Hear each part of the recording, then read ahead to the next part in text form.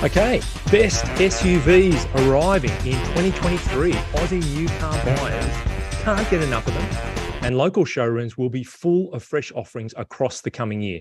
City size, family friendly, off-road capable. There's a lot of interesting fresh SUV metal headed our way. Welcome. I'm CarsGuide Deputy Editor James Cleary, and joining me on the podcast panel to look at 8 significant 2023 new SUV arrivals are EV Guide lead Tom White. Hello. And someone who always has their finger on the automotive pulse, editor Mal Flynn. Hello, everybody, including you, James. We'll also cover off this weekend news and take a look at a sleek Cupra SUV, a VW R in a non-traditional package, and a big Ford designed for a big country in Cars in the Garage. So stay with us. Okay, we're looking at a Tung Nguyen story which focuses on the headline SUVs scheduled for a 2023 launch in Australia. And he says in opening up the story, look, glance down your local street, take a trip to the local shops, and chances are about half the cars you see are SUVs. I mean, they are now everywhere, and probably most of what's left are utes anyway. But they're so important. So he's written a story about the new ones that we can expect over the next 12 or so months. And let's kick it off. Tom, can I throw to you, please, to give us a chat? It's an important one for this company. Let's get rolling. Yeah, so this one's the BMW X1. So it's Beamer's sort of rival to the Audi Q3 or Mercedes-Benz GLA. So it's sort of in that small SUV bracket. I've never been a fan of this car, but this one might change that because I think it's got this awesome interior design that makes it look like a mini BMW iX on the inside. Like it's got the floating double dash panel and the new wheel and kind of this new pared back look to it, which is really cool if you've been in or seen any of those new BMW products. But I think the most interesting thing about the new X1 is we will get the electric version. So there's a fully electric version too. We won't be getting the plug-in hybrid, which exists over in Europe, but we'll be getting the electric ones and the combustion ones. So I reckon it's a pretty promising looking little thing. Yeah, the pure electric is called iX1, xDrive 30. So there's no third row, but yeah, it's a compact kind of SUV. And I think you're looking at nearly $54,000 before on roads to get into an X1 is what we're saying. And a sense that BMW's finally properly tried with this smaller SUV. Like the first 2 generations have kind of been, everyone's doing it, let's do one. Right. This seems to have the right stuff on paper, at least, finally. Good. All right. Well, that's good, Mel. Thank you, Tom. It's a perfect segue to you. Another, hold on. It's Japanese. It's a different kind of segment. Fill us in, please. Sorry, was this me? Yes. The new CR-V. So big shoes to fill. The current one, when it launched, kind of really lived up to the CR-V heritage in that it was the right size, but lots of packaging. Very interested to see how they managed to price it. Does the lots of packaging refer to it was tightly wrapped? So it had cellophane, then the brown paper, then, masking tape. And a bow on the top, which is how I like it. Thank you very much. The wheels were individually wrapped in separate packaging. So just extends the joy of... Some assembly required. Anyway, moving right along. But it'll be very interesting to see how it actually transpires, given the strategic shift Honda's taken overall, but also with the HR-V recently. The hybrid version is significantly more expensive than what we have come to expect from HR-V in the past. It'll be pretty bold if they do the same thing with CR-V. Yep. But yeah, keen to see. It's some tough competition too, isn't it? When you think about RAV4 and CX-5 that was so dominant for such a long time, Tucson, Sportage, Outlander, it's a pretty tough field. Yeah, Forester. Yeah. Name it. Yep. So 6th generation, it's longer, wider. It's got a longer wheelbase. It's done that creeping thing. And it's now 100 millimeters longer than a RAV4, we believe. So there it is. All right. Thank you, Mal. We'll keep going. I'll pick one up. This is the Range Rover Sport Petrol. We know it is coming next year. So it's a new generation car and 5 grades, not unusually for Land Rover, Range Rover. You've got SE, Dynamic SE, Dynamic HSE, autobiography and a first edition. So the SE, your entry point into the whole thing, is just on $140,000 before on-road costs. So that point of entry makes it almost $20,000 more expensive than its predecessor, the starting point. Turbo diesels, turbo petrol, inline six with electric motor for a plug-in hybrid, and the 510E plug-in powertrain, 294 kilowatts, 700 Newton meters. So that's exclusively available in the dynamic HSE trim, and it's going to be a couple of $100,000. So I've always had a pretty soft spot for the Range Rover Sport. I think it's been a really interesting part of the Range Rover lineup, and looking forward to seeing this one. How do you guys feel about the design of the third generation? Well, it sort of falls in line with where Land Rover and Range Rover has been going in terms of simplicity. Yeah, just soften off the edges, things right back. Yeah, like the Discovery. I'm keen to see it in the flesh, actually, because like the previous two have been just design benchmarks for the entirety of their lifespans. True. Not initially convinced by this one, but yeah. Okay. I think that's one of the things, right? The minimalism or sort of even the design of the current one, you know, it's aged pretty well, I think. Like it could come out today and you'd be like, yeah, fair enough, you know. Totally. But this one, like, again, I agree with you. I'm not sold by the kind of pared back lines on it. And I actually kind of miss the tough first gen Range Rover Sport that sort of modernized the original classic formula. So anyway. Yeah. Interesting. I'm a bit the same way with the Evoque. It's almost like the second Evoque could have been the first one. You know, they could have been introduced in reverse and it'd be completely viable. Yeah. And, you know, they've retained the proportions that define these cars, Evoque and Sport. Like they're the big things. So I think I think he's frozen. We'll wait for Mal to rejoin reality. And Tom, we'll keep going on Range Rover. The full-size, grown-up, full-fat SV. Tell us a bit about that one. Yeah, so essentially it's just the full version of the car we've just talked about. But again, it'll be sort of headlined by plug-in hybrid variants joining the range, as you said. It's not going to be cheap. You know, we're talking sort of upwards of $200,000 for these, particularly the plug-in hybrid versions. And the top line SV, which is the, you know, performance thumping V8, is in the range of $391,000. So right. Not a cheap car at all. Has that minimalist design. I love how one of the pictures that we've put in the news article for this car, so go read it, has little champagne glasses and a little flip out table in the rear row. So that's kind of giving you an idea of the customer base for this car. We're talking almost like a discount Cullinan or a kind of budget Bentayga.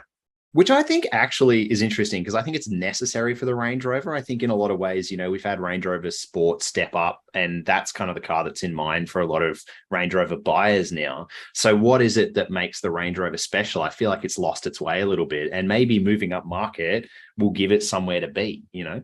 That's an interesting point. Okay. That's good. Thank you. Now I will move on to the Jeep Grand Cherokee. 5-seater. So it launched as a 7-seater, and we've covered that, the 7-seat L, reasonably extensively on the site. But Chesto did go over to drive this car. Was it to the States, Mel? Do you recall? Was it to the US? I think it was. USA. Yep. USA. And the interesting thing about it is that it will include the 4xe, which is the plug-in hybrid version of a Jeep Grand Cherokee. So, you know, we're feeling that it feels a bit more premium, a more polished interior, much bigger price tag. You know, the plug-in hybrid will be north of $100,000, we reckon. Offered internationally in a base guise, Trailhawk, Overland, and Summit Reserve. So we'll see where it arrives here, what kind of trim levels we get. Yeah. All right. Fantastic. Good. Now we'll circle back to, where are we? Next one. Mal, you left us for a little while. But, I just had to duck outside, but I'm back. So Mercedes-Benz GLC. So the second generation of the GLC, but technically the third generation midsize SUV after the GLK that wasn't available in Australia. But Byron has driven this car internationally already and has come away very impressed. And it's significant in that it's now Mercedes' top-selling model. Yep. Which aligns with lots of other things. Mid-size SUVs are very popular. Yep. But showing great promise. Okay. Any other Very details? Very good. The plug-in hybrid won't be joining the range this time around, which I think is really interesting because it seems as though every other manufacturer is trying really hard to get the plug-in hybrids here as soon as they can. But Mercedes is moving in the opposite direction and focusing more on electric vehicles than the plug-ins. Yeah, because it was within, I think it was not even 3 years ago that they launched the EQ Power range with, I remember at Frankfurt, they had the entire stage filled with either electrified or plug-in hybrid, a lot of plug-in hybrids, and they've already moved beyond it, it seems, or moving beyond it. It's indicative, very isn't it? fast. We realised just in the last week or so that by stealth, Merc has essentially launched another sub-brand. So you've got Mercedes AMG, you've got Mercedes Maybach, and now you've got Mercedes EQ. So they're even more serious about it, obviously, which was an interesting move in and of itself. Before we go any further, our old mate Planes, Trains and Dogs and Cars says, look, Range Rover is not a car to have after the warranty runs out. So that's his opinion. Have they ever been? Sorry, Tom? Have they ever been? Oh, that's a good point. Good point. All right. Now, why don't I tip in with one? That is the Mazda CX-60. There's been a lot spoken about this car. It's just bigger than the CX-5. But it again features a plug-in powertrain in the flagship form. So it's rear drive platform, straight 6 engines, expected to kick off about $55,000 with a 2.5 litre 4, I think an engine that we're familiar with from the Mazda 3 and the 6 and CX-5. But the plug-in will be the interesting one. It's just this never-ending series of niches that Mazda seems determined to fill. Yeah, but this one also brings, I think, the boldest Mazda design in years. It's the biggest departure from that simple flowing Kodo look. So we'll be interesting to see how it's received. It's such a statement of the move towards the focus on the US market as well, with the engine, big body. Yes. Interesting. Very good. We've had a comment from Mushandi who says, I'm surprised that more high-performance SUVs aren't using the hybrid system. And I think, here we are talking about a few of them, but he's thinking maybe he or she is thinking maybe even more would be appropriate. Okay, so then, Tom, I think you could round out the list with a Lexus. Yes, the new Lexus RX, which I think is really interesting. For a lot of people, I think RX is Lexus. It's that kind of mid-size SUV that's defined the brand for such a long time. Hybrid, of course, without a plug being that kind of core to the Lexus brand as well. I think it's a bit of a different customer than you get for its traditional kind of German opponents. But I think this one looks quite good, actually. Every time I look at it, initially I thought it was quite odd with its new sort of nose that it's got. But I think it's growing on me. I think it looks quite tough in a way. And I think it's got really interesting drivetrains as well, because it brings a new sort of performance hybrid version as well that has 273 kilowatts, 551 Newton meters. So, plenty. Which is plenty. So and that uses a new 2.4 litre turbo. So it's a new hybrid system, not Atkinson cycle. It's combining a turbocharged petrol engine on the regular Otto cycle with that hybrid system. So I think that could be a really interesting car. Very, in terms of refinement as much as anything. But you're right. I was just going to say that F Performance is a new grade for Lexus. So this car introduces that into the whole Lexus lexicon. Yeah, and that's what I was going to say. I like the way there's two flavors of hybridization, and the F Performance that uses the hybrid element to generate genuine performance is a continuation of where Lexus really started with hybrids, with the Lexus GS450H and the LS600H, where they were less about outright efficiency. They were really efficient, but also really fast. And it sort of preceded Tesla in teaching us that electricity can be fast. Yes, so absolutely. More of that. It kind of fits the brand. There is a plug-in hybrid version like there is for the NX as well, even though I said, there'll be a focus on these kind of hybrids without a plug, as there usually is with Lexus and Toyota. But there is a plug-in hybrid coming as well. And if the NX is anything to go by, it'll be very competitive. So super. That's good. Okay, thank you, guys. And it's worth just at a high level, we've covered it in previous podcasts, but in amongst all this are EV SUVs as well. And just to name a handful, Cupra Born, Kia EV9, Skoda Enyaq, Subaru Solterra, and the evocatively named Toyota BZ4X, which we've all agreed sounds like Elon Musk's next baby. That's what he's going to name that person. But so there's the combustion, there's the hybrid, be it a plug-in or not, as well as a whole bunch of EVs. The next little while is going to be super interesting. Let's put it that way. All right, that's great. Thank you, guys. And now we are going to move into This Week in News.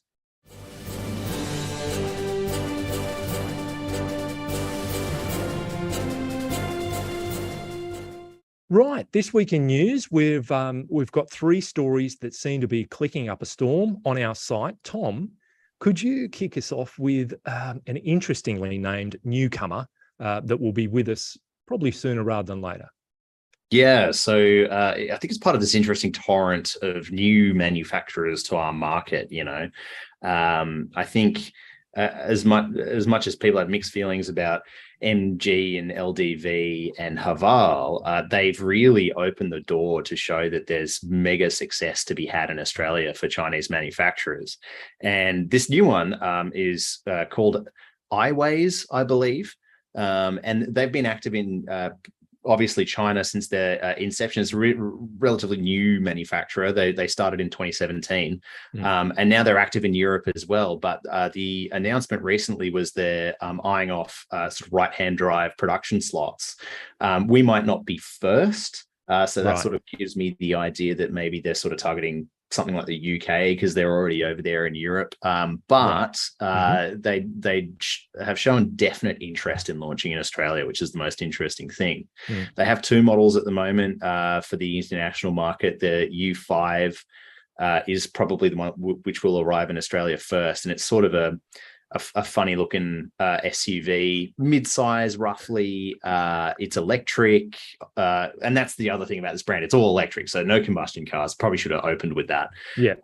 But yeah, sort of 150 kilowatt motor, a pretty healthy range, 410 plus kilometers, and reasonably competitive offering. I think it'll be cool. It's just, I think all of these manufacturers are going to come here and really shake this market up because they're doing something that few other manufacturers are doing, and that's in bringing the cost down for electric cars. So I think the more competition, the better. I think iWays sounds like a selling scheme for people to buy super high quality cleaning products where they're going to that market as well. Sorry, Mel, go ahead. Or the iPad version of the Melbourne Street Directory, perhaps. That's right. That's nice. Well done. Thank you, James. On the topic of competition, though, it's interesting that Australia is already really diverse in its brand offerings. We've got 60 odd, and then we're getting all these new electric only brands as well. It's a lot to take in for it's going to be consumer. Interesting times. Now, speaking of interesting times, you set up the Mal Tent City at Mount Panorama a while ago, Mal, and went and observed the great race. And we've got a news story that leans into the whole Supercars thing. Tell us a bit about that one. Yeah, so this most recent race and weekend coincided with the revealing of the final version of the Gen 3 Mustang with the new the new body panels that were revealed in Detroit last month, I think. But our very own Stephen Utley's done this great story where he's pondering where to from here or where to in the future for supercars, given it's kind of really defined itself as a V8 only category. Yeah. But reflecting that there just aren't many V8s around anymore. Yes, it's the anomaly of 10 years. We'll welcome any other manufacturers as long as you've got a V8. Yeah. Yeah. So it's a good read. Very good read. I recommend having a squeeze. Okay. And we've had a bit of discussion about it in the office where some diehard touring car and supercars enthusiasts couldn't care less about the Mustang and the Camaro that'll be going around next year. And others are like, oh, well, that's kind of interesting. So we'll see where it goes. Time will tell. All right. Watching. All right. Now, I can finish this off with a car that was long awaited. We had some Pretty interesting what we know so far. And now we know pretty much everything there is to know about the new BMW M2. And our predictions were pretty accurate. It's going to get essentially the M4's powertrain. So it's the second generation car, second half of next year for Australia, about $120,000. So it's $17,000 odd dearer than getting into the older one. And it will have the 3-litre twin-turbo inline petrol 6, 338 kilowatts, 550 Newton meters in a little car like that. 6-speed manual available, 0 to 100 in a tick over 4 seconds. All the details on the spec, the tech, the suspension, rims and rubber are in the story. Go and check that out if you want it all. And I dare say there'll be a bit of a rush to pick that one up. I reckon it'll be great. And if we get the opportunity to drive one, I am certainly looking forward to it. It's such a celebration of the end of the combustion era for that little car, isn't it? It's going out with, 6 bangs in a row. Yeah, fantastic. All right, that's good. That's our news. Head there and get all the details on those. But now it's time for Cars in the Garage.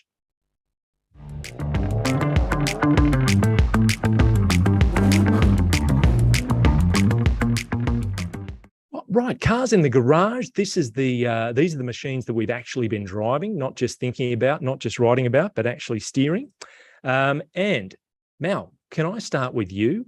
It's a Volkswagen R, but not as we usually know it. Well, there's a bit of that going around at the moment. So the specific one I've been driving is the T-Roc R, which is the latest addition to the growing R range. And so it's the smallest SUV to wear the R badge. So you could think of it as, a bit of a jacked up Golf R hatch, but it's significantly cheaper than the Golf R. It's appreciably smaller than the Tiguan R. And I think I'm really glad to see the R range expanding in the right way. Mm-hmm. Things like the Golf R wagon, I think, will be collectible in future. But it's a great kind of performance utility thing that, broad appeal, and no one else is really doing that. Yeah. Tom, you did the launch. What were your big takeaways? And you also did the Tiguan R too, didn't you? Yeah, I did Tiguan R as well. I think I agree with pretty much everything you've said. I mean, its only real competitor in this space is the Kona N, and that's front wheel drive, whereas this offers the all wheel drive. It is it sort of seems unfair to say, but it's like a last gen tech in terms of the Volkswagen wheelhouse, because the new Golf 8R has some very clever technology underpinning it, which the T-Roc doesn't get. But I agree. I just think it's a fantastic shot at a great mainstream high performance product that keeps that whole spirit alive. I thought it was fun. And distinctly different in its personality to the Kona N. Yeah, definitely. And, it's cool to have choice. It's cool. I still get a bit confused between, the various T-Roc and other T-Cross and all that stuff. I'm still a little bit bamboozled by all that, but yeah, choice is great. Who's going to argue against that? Now, thank you very much, Mal. Tom, can we move on to you, please, in the same group of brands, but a distinctly different one? Yeah, Cupra. So very similar concept to the T-Roc R. It's like a little performance small SUV, I suppose, the Formentor. But this one's different. So this one's a plug-in hybrid, which you can't get from Volkswagen at the moment. And usually when we talk about plug-in hybrids, it's all about, it's efficient or sustainable, or, how far can you drive it on a single charge? But the interesting thing about the Formentor VZE, which is the plug-in hybrid that I was testing, is that it takes a completely different sort of approach. And that's that it's fun to drive. And so few hybrids manage that. So it caught me off guard in that way. I wasn't expecting it to be so engaging. It hides the weight of its batteries well. I actually likened it a bit to a Golf GTI in terms of the way it drives and the way it feels and looks. Like it's a very seriously fun and engaging sort of vehicle. The main drawback being it costs more than the T-Roc R and almost as much as a Golf R. So a bit of a pain point there, I think. What I like about the Formentor is that it has a unique shape. It's not just another SUV, or it's more of a crossover, but it's got a fascinating proportions, and it's probably the most exciting thing in the Cooper range at the moment. I thought the powertrain alignment's interesting too, Tom, in that it's not always the case where you get engine, motor, transmission, and in that order. So it's kind of interesting in that regard as well. Yeah, so it doesn't just stick a motor on an axle and then have the engine completely separate. Yeah, it goes engine and then has a motor which is plugged into the transmission, instead of even something like the Subaru XV hybrid, which has the transmission itself is a motor, which is a bit odd. So they all have this different approach of going about it. But yeah, it works really well. It's really smooth. It removes all that kind of sort of jerkiness that you might experience with a dual clutch transmission, which I was really impressed with.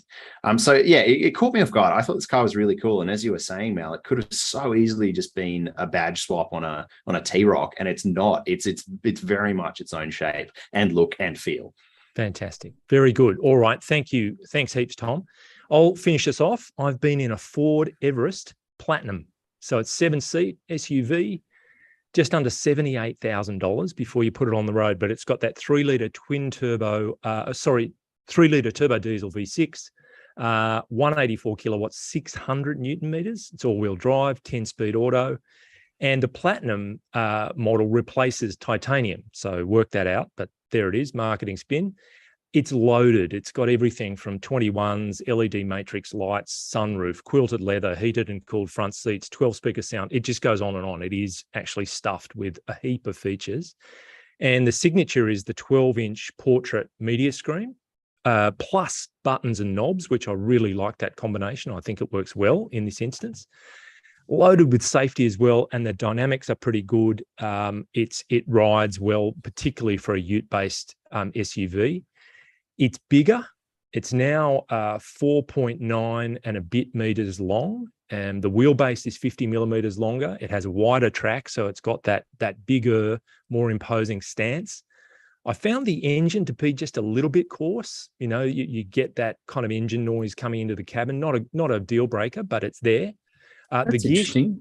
The gear shift I thought was a little bit awkward. The shifter itself has a detent button on the front of it, and it just sort of arcs over the different positions. And in parking maneuvers particularly, I just didn't find it very easy to use. So again, nitpicking, but you'd get used to it, but I didn't like it. And a tow pack is $1,700. I noticed the tow bar was on the car that we've got, and it's $1,700. I would have thought when you're up around that nearly $80,000 mark, maybe that would be included. But I think in summation, for me, it just fulfills that big country, big car brief, you know, that used to be for the big family sedans. I think this is the equivalent in 2022. It's super comfortable and very practical and offers everything that a family would need in a 7-seat SUV.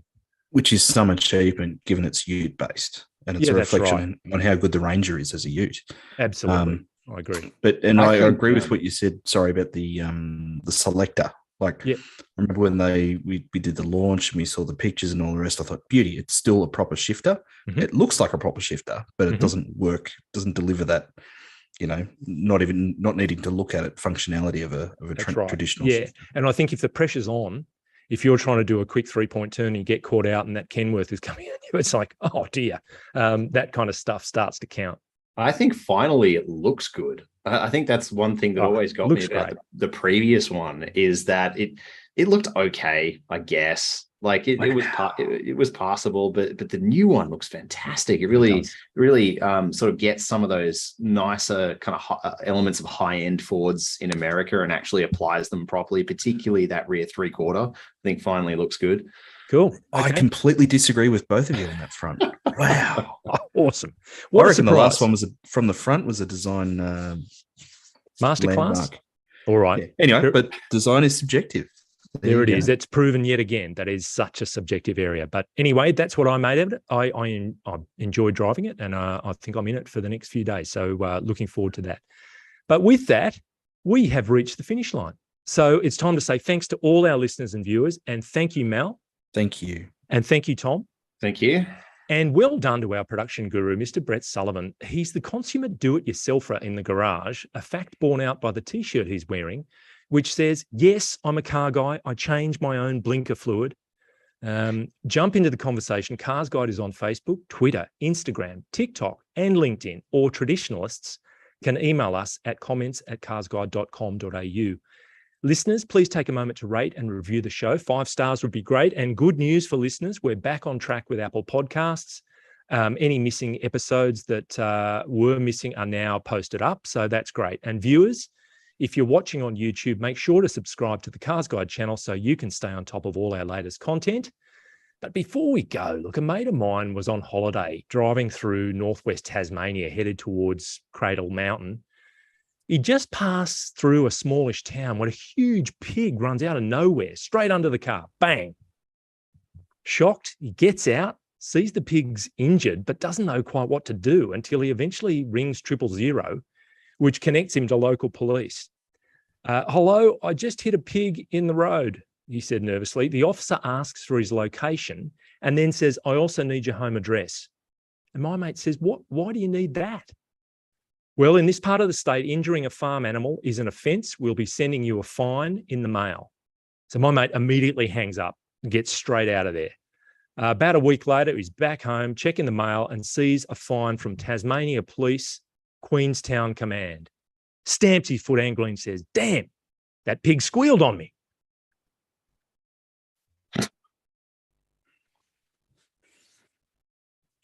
Boy. I don't even think Mel's frozen. That's his response. It may be snowing, but I'm not frozen.